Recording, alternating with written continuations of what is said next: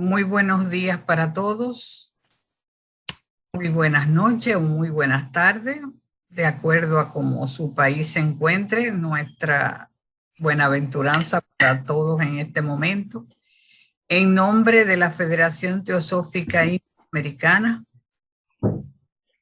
vamos a recibir a nuestro querido hermano Armando Mota. Con el título de su charla, bien interesante, antes de entrar en materia. El hermano Armando Mota es representante presidencial de la Sociedad Teosófica en Colombia. El hermano es arquitecto de profesión, presidente de la Logia Alcoíris en Colombia y miembro de la Sociedad Teosófica hace 14 años.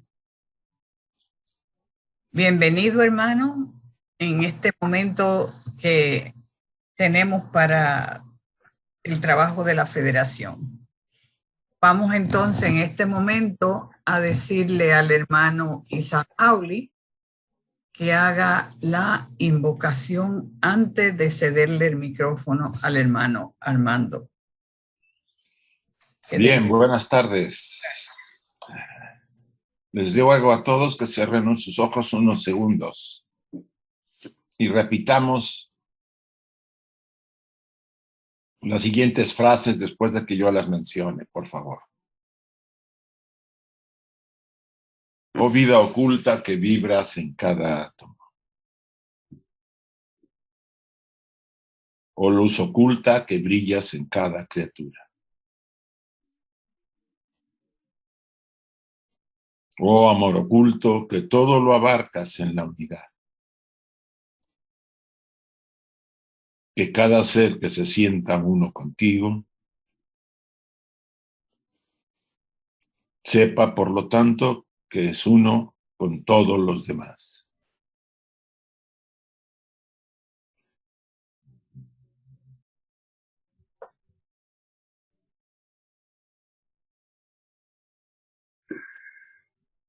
Así sea, y tiene la palabra el hermano Armando Mota. Gracias, Isaac y Magali, a la Federación Teosófica Interamericana también por tener este espacio en la difusión de la sabiduría arcaica y sin edades. Un saludo a todos los asistentes, miembros y simpatizantes activos de la Sociedad Teosófica con sentimiento de unidad. Muchas gracias. Voy a compartir pantalla. En comentarios anteriores sobre la charla que se hizo del trípode teosófico, observábamos en comprensión nuestro soporte de apoyo teosófico para poder tener una percepción del pensamiento teosófico o ese manas, palabra sánscrita que se define literalmente como la mente, la facultad mental que hace del hombre real un ser inteligente y moral, y le distingue del simple hombre inferior, grosero, o podríamos decir del animal hombre, palabra que se deriva de la raíz sánscrita man, pensar, y significa el pensador, nuestro hombre real. Realizábamos también un eslabonamiento a la doctrina y a la acción. Doctrina entre las tres proposiciones fundamentales de la doctrina secreta y acción, los tres objetivos de la sociedad teosófica. Estableciendo el religare o el ligar o unir de nuevo esa cadena. La charla de hoy es una continuación de la anterior. en donde observaremos solo un comentario preliminar en conjunto al segundo apoyo o pie de nuestro trípode. El estudio comparado. Como dice Elena Blavatsky, por el cual debemos comprender nuestras mutuas relaciones ocultas. Es decir, entender, discernir, no intelectualizar esa doctrina secreta o sabiduría arcaica,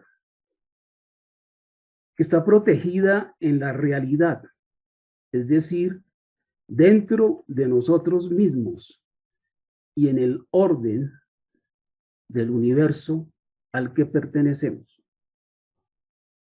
Entendiendo universo como el volverse uno, el ser uno, lo cual nos conecta con el pasado y por ende con nuestra variedad de eslabones de la cadena que llegan hasta el mismo corazón del universo. Por eso, en esta charla, antes de, pensemos en la separación de nuestros eslabones que se perdieron en la noche de los tiempos. Y como reflexiona Elena Blavatsky, abro comillas, el teósofo que sea ardiente y sincero se dará cuenta de su responsabilidad y se esforzará por encontrar el conocimiento, viviendo entre tanto conforme al más elevado modelo de que sea capaz. Cierro comillas. Para poder entrar en consecuencia, dando respuestas responsables, comprendidas, no ignorantes, fanáticas, dogmáticas, supersticiosas, basadas en paradigmas absurdos y creencias impuestas, sino de manera sustancial, en disciplina, orden y en consecuencia al estudio comparado, es decir, en materia, restableciendo o atando o ligando dos veces los eslabones de la cadena de nuestro envolvimiento y desenvolvimiento, o involución y evolución. Elena Blavatsky observa lo siguiente al respecto. Las mayúsculas son nuestras. Las enseñanzas de la doctrina arcaica, por otro nombre teosofía, tienen un origen divino que se pierde en la noche de los tiempos. Origen divino no quiere decir, sin embargo, una revelación de un Dios antropomorfo sobre un monte en medio de rayos y de truenos, sino, según lo comprendemos, un lenguaje y sistema de ciencia comunicados a la humanidad primitiva por otra humanidad avanzada que parecía divina a los ojos de la humanidad inmadura.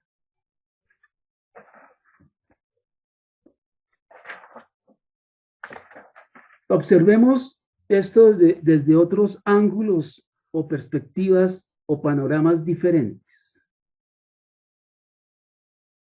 Probablemente no entendamos absolutamente nada y no podamos pronunciar este mantra correctamente.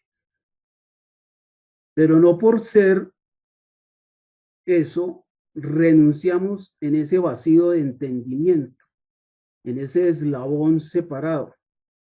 Debemos pensar cómo poder unir, relacionar o enlazar su significado literal para poder llegar a una comprensión de su significado avanzado o sutil, en su sentido, en su connotación, en la sutileza de este mantra sánscrito, es decir, en materia. El significado literal es: una gema se une a una gema. Entendemos qué es una gema y qué es unir, pero debemos ir más allá de lo literal. El significado especial o sutil de este mantra de sabiduría sánscrita puede explicarse comparándolo, es decir, extendiendo la traducción literal a una parafrasis o comentario paralelo para comprenderlo así. Una gema de sabiduría reúne otra gema de sabiduría. Las verdades de la sabiduría antigua están tan interrelacionadas, eslabonadas en el pasado, que pueden encontrarse las gemas de sabiduría buscando un significado más profundo cuando las doctrinas se reúnen, se unen, se comparan. Así que, en vez de mirar una doctrina desde su significado literal, obvio, o intelectualizándola, hay que interrelacionarla con otras doctrinas para que viertan resplandor sobre todas las doctrinas consideradas. Esto es estudio comparado. Observemos y reflexionemos también nosotros el símbolo, los textos, y recordemos nuestros objetivos o la acción como miembros de la sociedad teosófica. Su eslabonamiento o el religare que nos alienta a una búsqueda de la verdad, fomentando la investigación a través del conocimiento o estudio comparado de nosotros mismos y del universo del que formamos parte.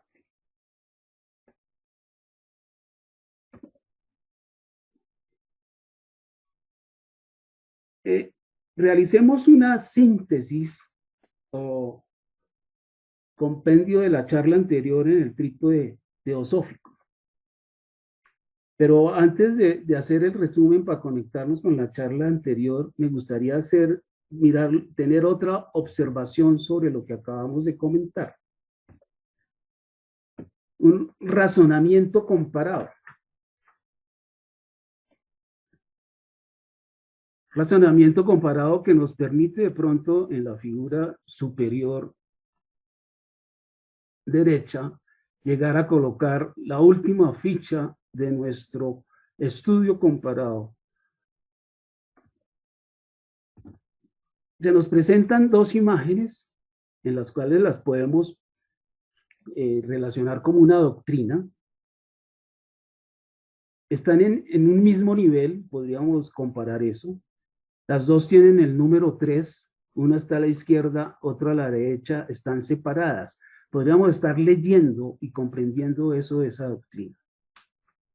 Nos presenta otra doctrina, en donde nos muestran figuras similares, pero con números diferentes, 4 y 2, en diferente posición y en diferente nivel. Podríamos de pronto hacer una relación y una comparación entre ambas y podríamos decir 3 y 3 es 6 y 4 y 2 son 6. O sea que nos está llevando a una comprensión más sutil y más interna con respecto a la parte externa. Estamos definiendo aquí 3 y 3, 4 y 2 son 6. Nos están sumando y estamos llegando a un tipo de doctrina, a un tipo de conocimiento mucho más sutil y más velado. Nos presenta otra, las mismas formas de la anterior, pero nos cambian los números, 7 y 1, 8. Hay una diferencia, pero podemos llegar a la conclusión que se pueden estar sumando 7, 1 y 8. Y nos llega una tercera en donde nos dan una incógnita, cuál podría ser el número de esa figura, haciendo una comparación o eslabonando o relacionando las diferentes doctrinas. Podríamos decir 3, 3, 6, 4 y 2, 6, 7 y 1 y 8. Nos dan el 3. Probablemente dentro de ese estudio comparado, dentro de esta comprensión, podríamos decir, falta el número 5. 5 y 3, 8, 7 y 1 y 8, y las otras, hay una relación, hay una interrelación. Eso también es estudio comparado, haciendo un raciocinio, un razonamiento comparado, poder llegar a definir y hacer, a no intelectualizar las doctrinas, sino realmente encontrar y poder desvelarlas.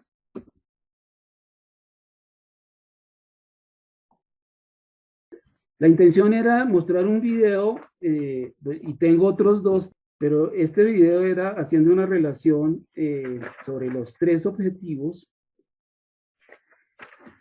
tratando de establecerlos y recordarlos como parte de la acción, como miembros de la sociedad teosófica, y tener en conciencia el eslabonamiento o el religare, que ese religare nos alienta a una búsqueda de la verdad, fomentando la investigación a través del conocimiento o estudio comparado de nosotros mismos y del universo al que pertenecemos. No hay religión superior a la verdad.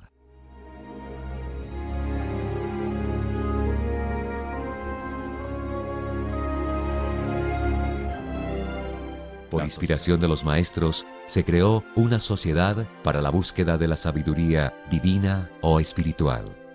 De ahí su primer objetivo: formar un núcleo de la fraternidad universal sin distinción de raza, credo, sexo o color.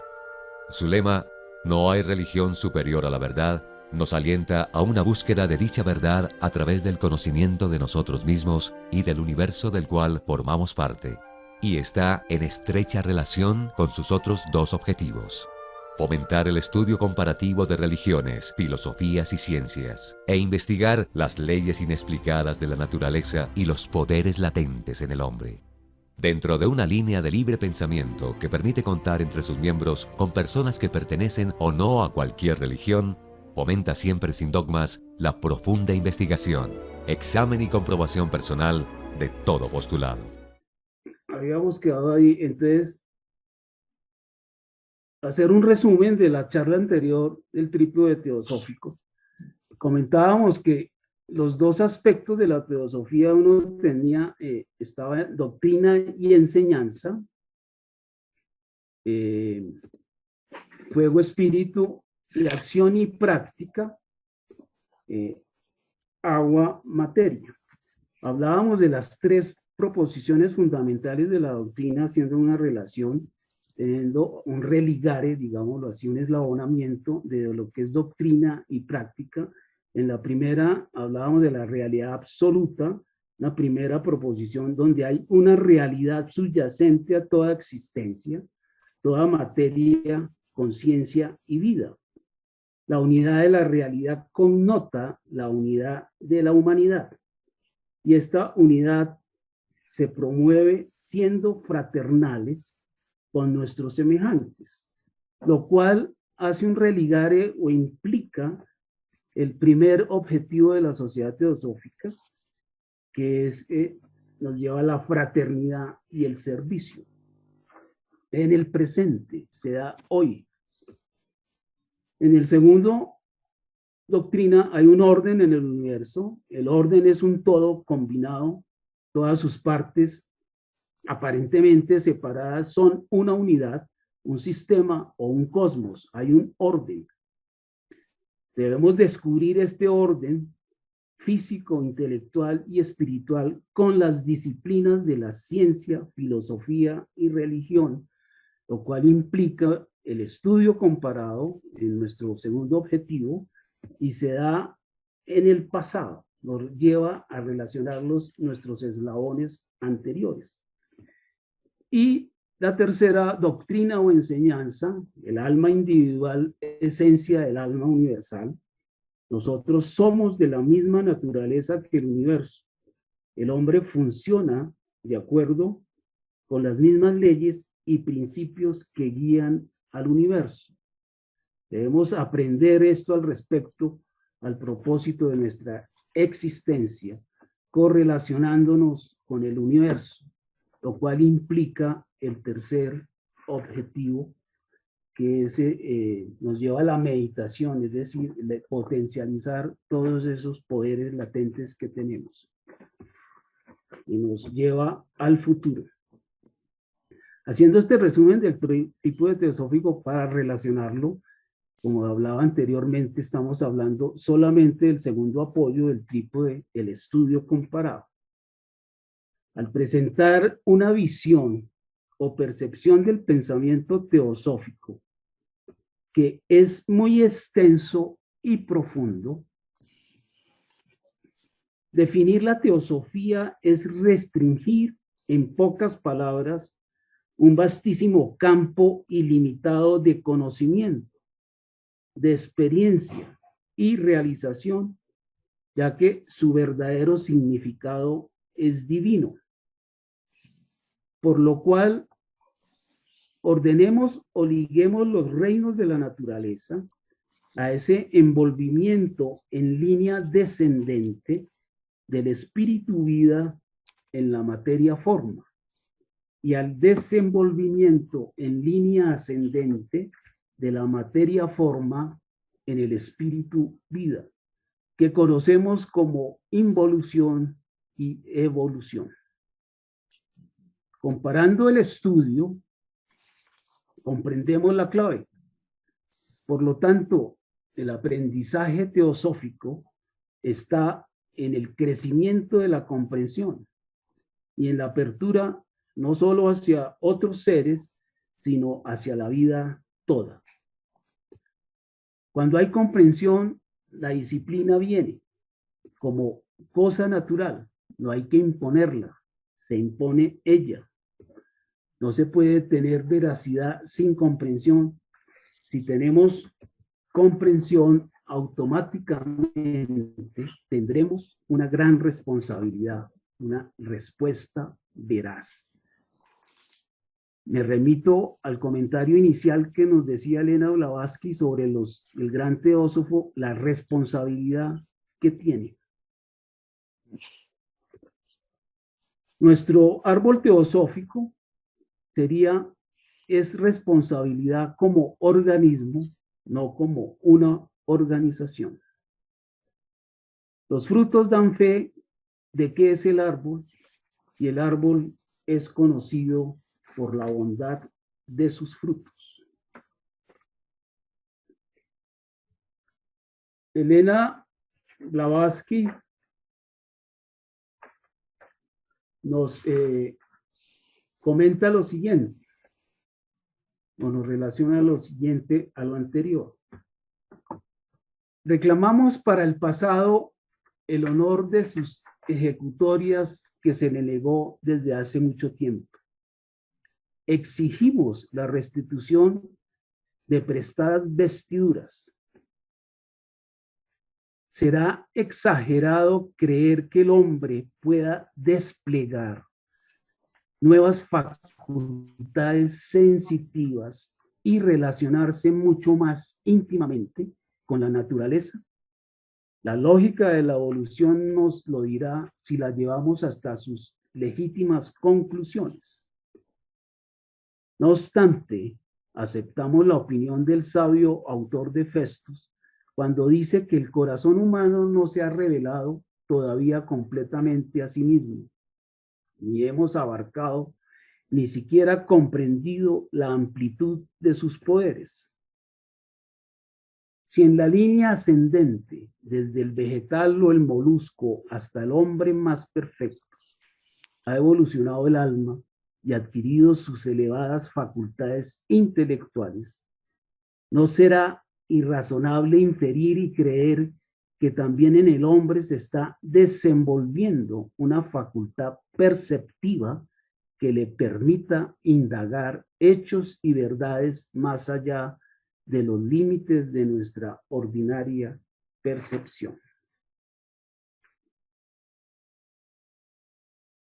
Elena Blavatsky, cuando realizó su primer viaje por Oriente, visitando sus santuarios, le preocupaban varias preguntas que sin cesar oprimían su mente. ¿Dónde está? ¿Quién y qué es Dios?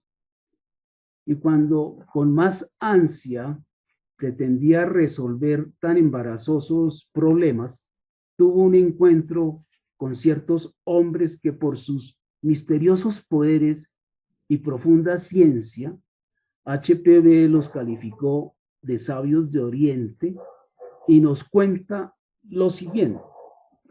Entonces, Elena Blavatsky nos comenta y nos cuenta lo siguiente frente a ese hecho que tuvo visitando los santuarios. Viva atención presté a sus enseñanzas. Me dijeron que combinando la ciencia con la religión, pueden demostrarse la existencia de Dios y la inmortalidad del espíritu humano, tan fácilmente como un postulado de Euclides. Por vez primera adquirí la seguridad de que la filosofía oriental solo cabe en la fe absoluta e inquebrantable en la omnipotencia del yo inmortal del hombre. Aprendí que esta omnipotencia procede del parentesco del espíritu del hombre con Dios o alma universal. Dicen ellos, solo puede demostrarlo aquel. El espíritu del hombre es prueba del espíritu de Dios, como una gota de agua es prueba de la fuente de donde procede. Si a un hombre que nunca haya visto agua, le decís que existe el océano, deberá creerlo por la fe o rechazarlo por completo. Pero dejad que caiga una gota de agua en su mano y ya tendrá un hecho, de cual infiera lo demás y podrá luego comprender poco a poco la existencia de un océano ilimitado e insondable. La fe ciega dejará de ser una necesidad para él, pues la habrá sustituido con el conocimiento. A través del conocimiento científico, miremos estos comentarios. Albert Einstein, 1879-1965. 75 años de reencarnación.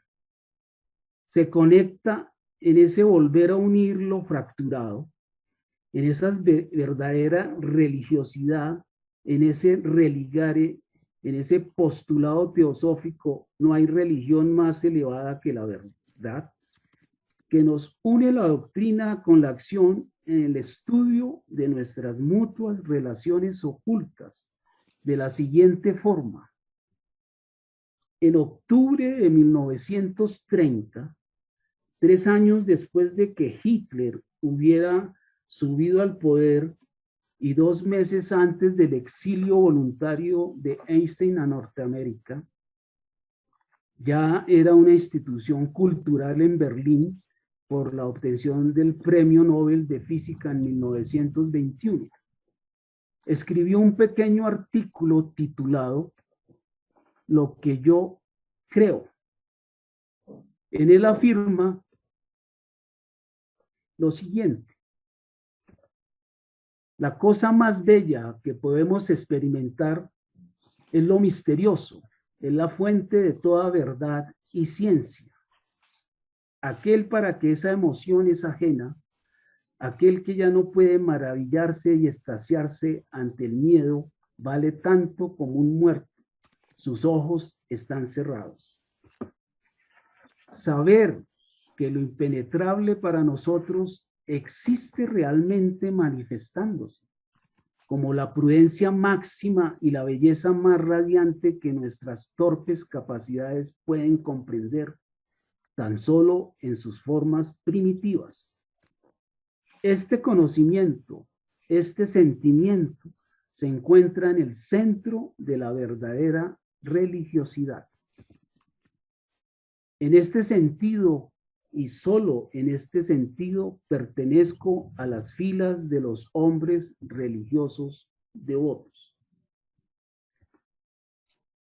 Para Einstein, la reivindicación del conocimiento oculto como la cosa más bella que podemos experimentar, fuera de toda verdad y ciencia, y que se encuentra en el centro de la verdadera religiosidad, religare, nada tiene de genialidad. Al contrario, es una obviedad. Isaac Newton, desencarnado 228 años antes que Einstein, 1643-1727, 84 años de reencarnación, nos comenta también lo siguiente. Lo que sabemos es una gota de agua, lo que ignoramos es el océano. La verdad se encuentra en la simplicidad y no en la multiplicidad ni la confusión de las cosas. Un hombre puede imaginar cosas que son falsas, pero solo puede entender cosas que son ciertas.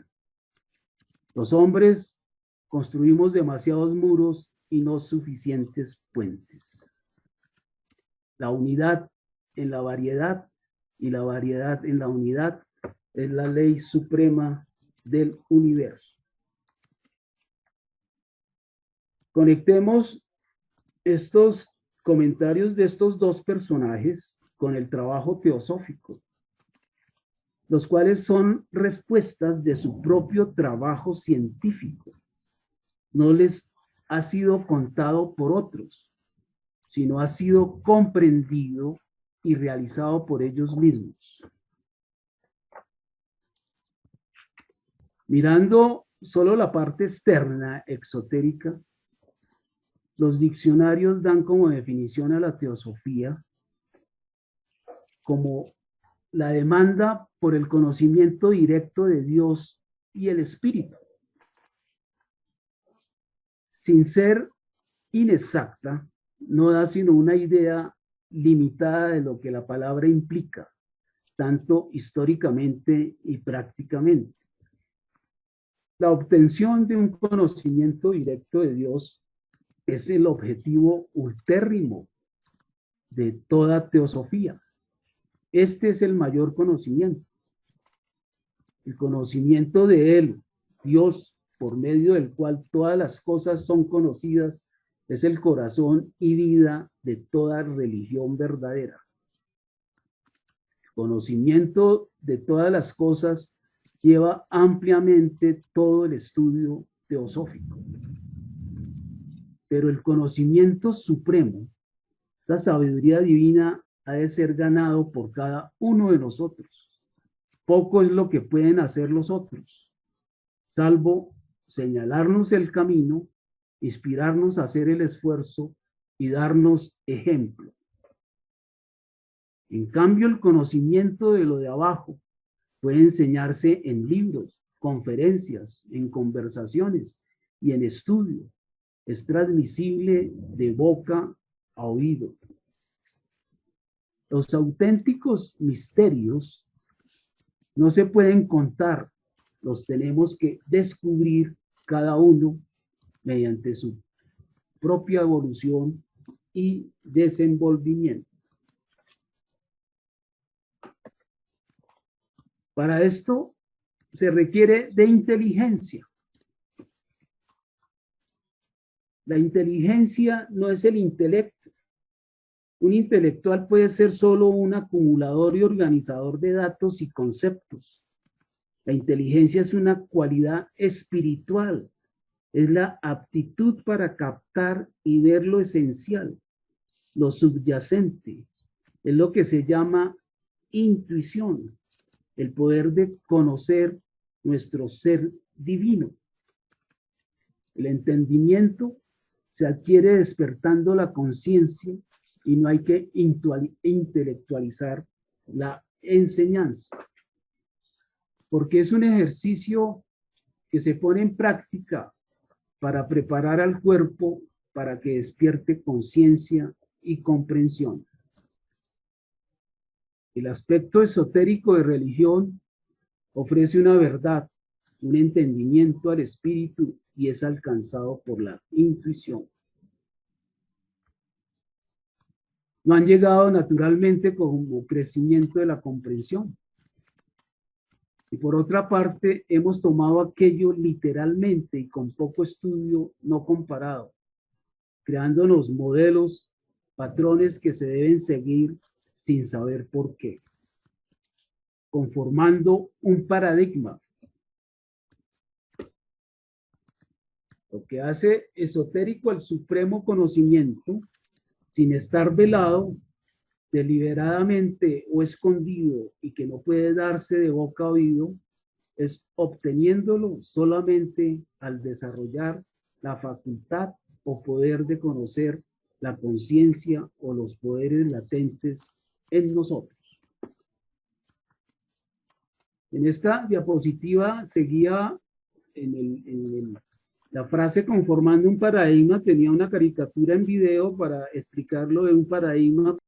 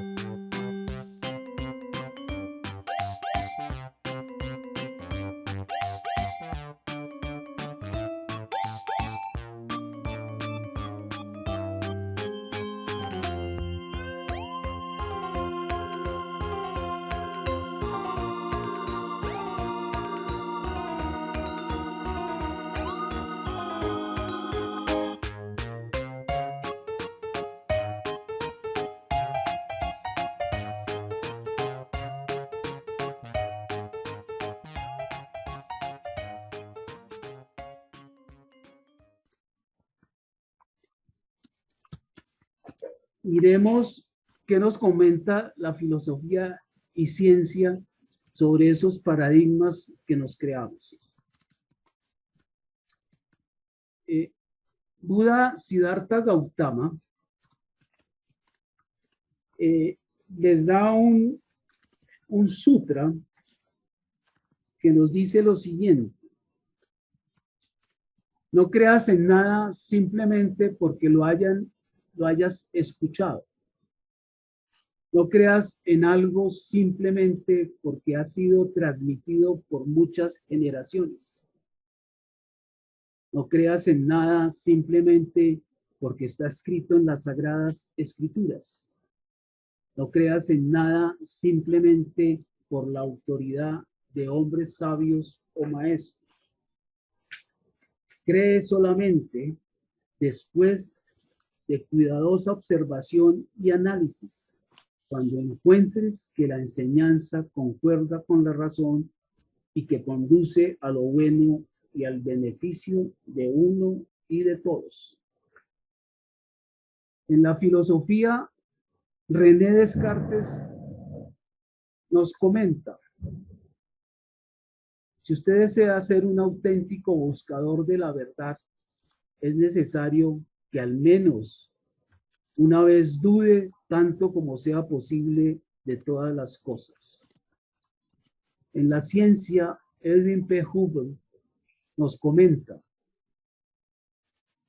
el ser humano, armado con sus 5 sentidos, explora el universo que lo rodea y a esa aventura la llama ciencia. Y para concluir, una reflexión de Elena Blavatsky, en la que nos dice: desde los dioses hasta los hombres, de los mundos a los átomos, de las estrellas a los relámpagos de calor, del sol al calor vital del más diminuto ser. Nuestro universo es solo uno de un número infinito de universos, todos ellos hijos de la necesidad, porque en la gran cadena cósmica de universos, cada eslabón se encuentra en una relación de efecto con referencia al predecesor y de causa con referencia al sucesor. Somos una cadena cuyos eslabones están todos ligados entre sí, y aquellos eslabones han de ser estudiados coordinadamente en sus mutuas relaciones ocultas. Muchas gracias.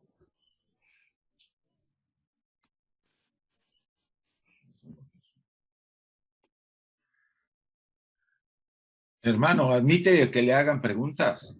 Sí, señor.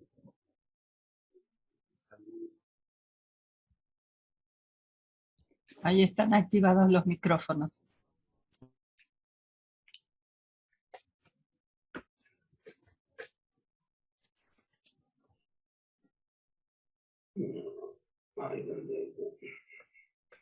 Ah, está Alfredo de Argentina.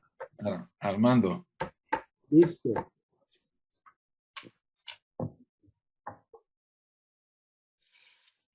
Alfredo, puedes abrir tu micrófono.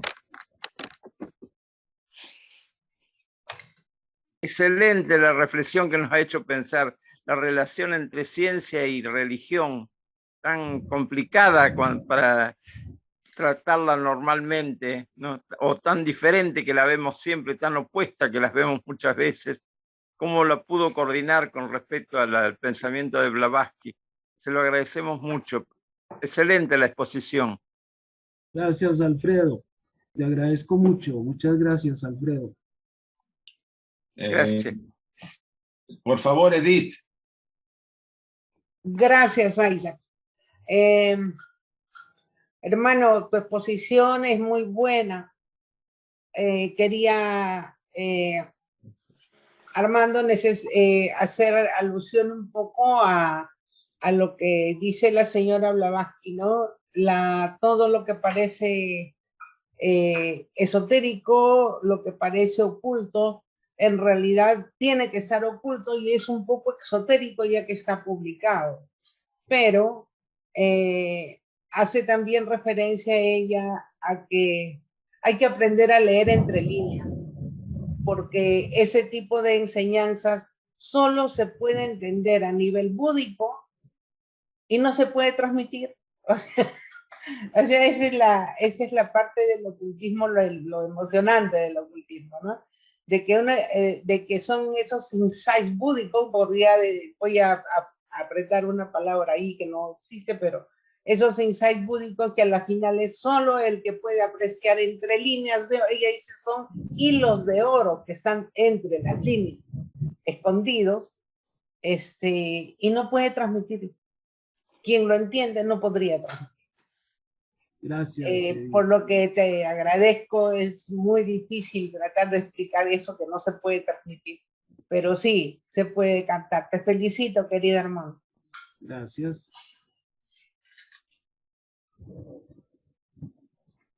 Adelante, Alfredo. Bueno, la relación que hizo entre la intuición y lo divino el profesor. Sobre el final de la disertación habló sobre la intuición y lo divino. Si podía ampliarlo o repetirlo.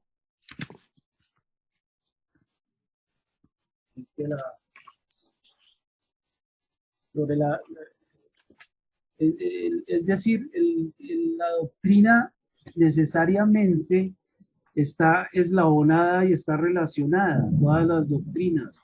Nosotros no podemos escoger una sola doctrina, sino intelectualizándola, sino hay que llegar y eslabonarla y relacionarla y tener su eslabonamiento en un estudio comparándola, yéndonos hacia el pasado, hacia comentarios en el pasado y sabiduría arcaica, sabiduría sin edades.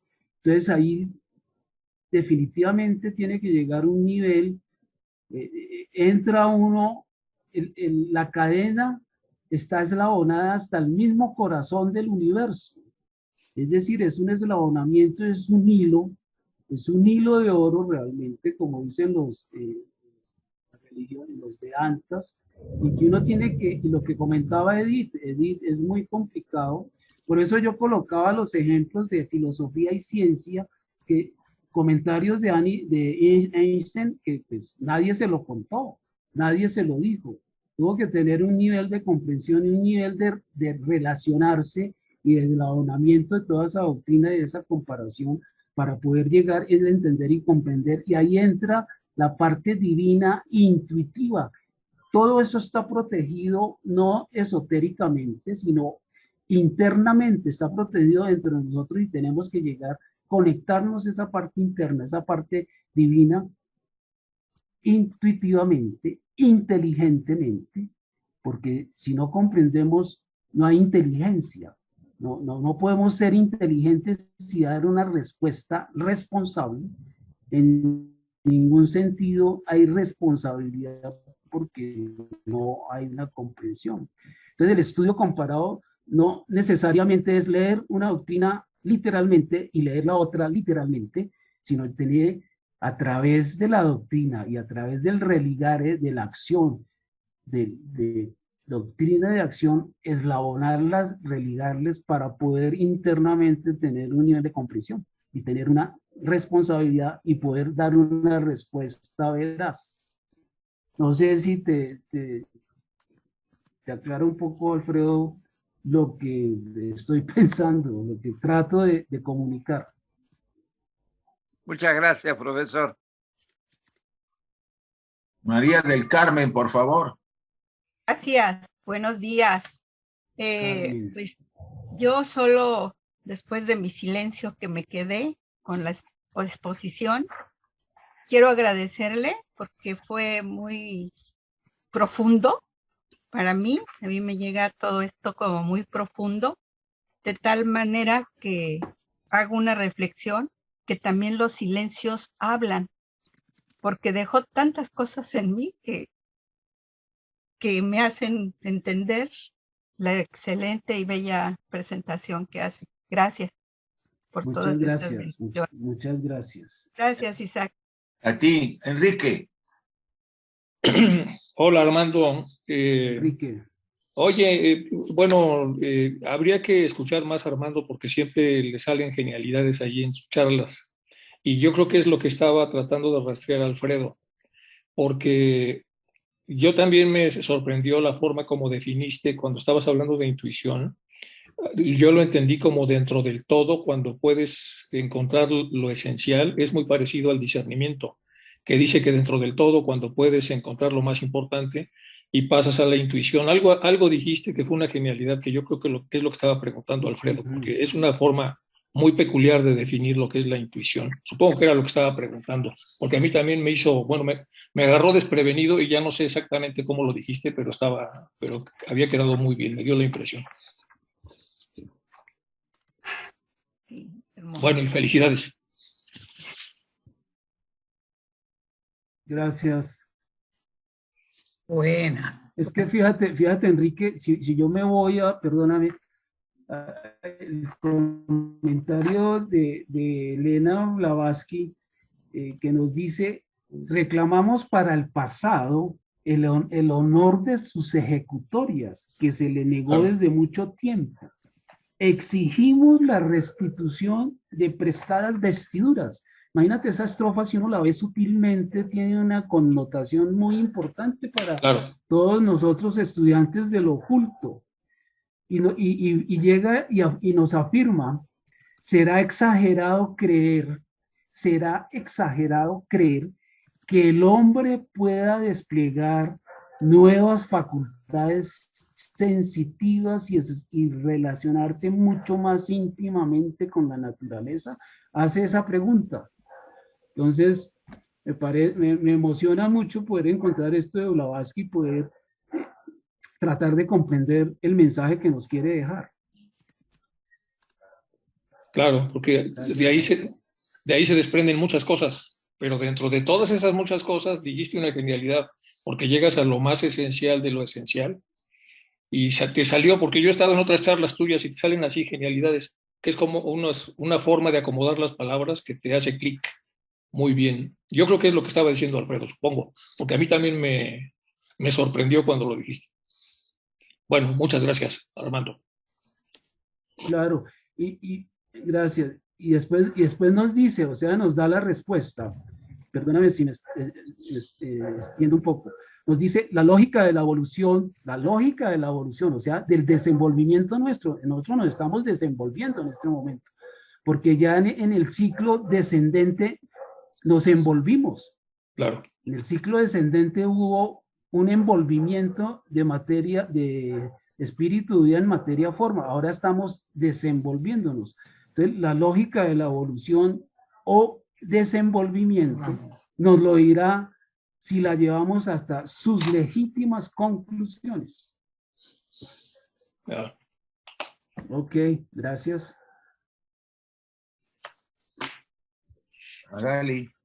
Buenas, gracias Armando por tu charla, muy interesante. Yo me hago una pregunta, por cuando tocaste a Budi, me hago una pregunta. ¿Serán las hipótesis de la ciencia el que ellos como ciencia toquen ese punto de la intuición? Hago esa pregunta. ¿Serán las hipótesis que hace la ciencia tocar el punto de la intuición? En muchas veces, porque esas hay otras que no, pero hago esa pregunta. En ciertas formas sí la toca. Fíjate, Einstein cómo la está tocando, que hace un artículo muy pequeño en donde dice lo que yo creo. Y nos está diciendo, en este sentido y solo en ese sentido pertenezco a las filas de los hombres religiosos, devotos. O sea, a ese religare, a ese eslabonamiento, a esa interrelación entre todas las doctrinas, sin hablar de que yo hago esta hipótesis o hipotéticamente comento esto, sino ya él lo está ya definiendo, lo está diciendo. En lo que yo creo, es algo que él ya vivió, entendió, comprendió, afirmó internamente, concluyó. No es una hipótesis. ¿Sí? Gracias, hermano, gracias. Es interesante verlo desde ese punto de vista. No necesariamente todos los científicos. Gracias. Lo que pasa es que siempre la ciencia hace muchas hipótesis, después resultan ser verdaderas. Y uno dice, han tocado la intuición y no hablan de esa parte, ¿no? ¿Verdad? Pero uno, claro que uno cuando en los estudios teosóficos cuenta cómo ellos también hacen ese despertar de la conciencia. Sí. Pero gracias, hermano, por tu ponencia y gracias por lo que me has contestado. Muchas gracias, Magali.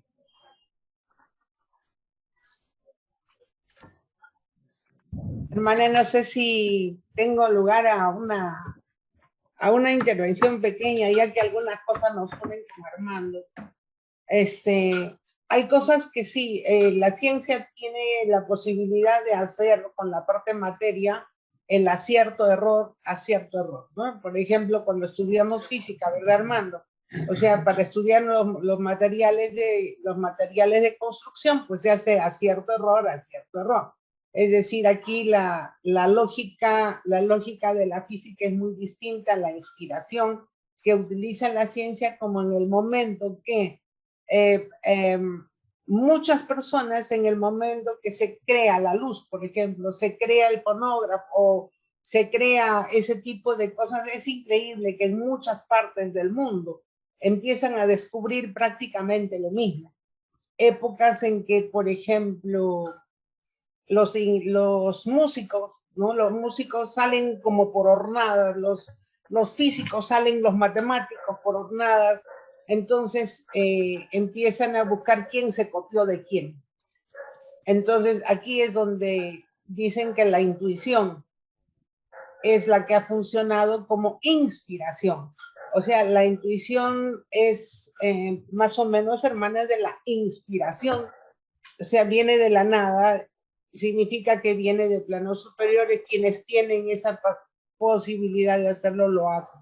Pero hay otra parte de la ciencia que tiene características, tiene que ser práctica, sujeta a repetición, ese tipo de cosas no puede ser búdica, ¿no? Es Armando que sabe, si hemos trabajado en construcción y sabemos que cada fierro de tal calibre tiene que, eso ha sido sujeto de error, acierto, error, hasta que dijeron ya, este es, ¿no? Porque funciona al momento, lo que se llama el momento en física, o el pandeo de los materiales de construcción. Entonces yo creo que hay dos partes de la ciencia, una que merece la inspiración de Budi, que creo yo que es lo que mueve a esos insights que salen en muchos sitios, deben tomarlo, creo yo, que por inspiración de algunos sitios, pero hay otra parte de la ciencia que no es más bien la lógica de los materiales. Es mi opinión. No sé, salvo Armando, me lo explico. Gracias. Gracias, Edith.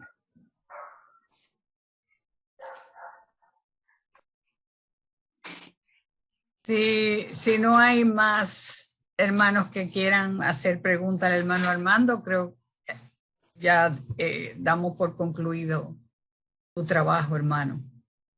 Gracias. Bueno, ¿no hay ninguna pregunta en el chat? No, ya no hay.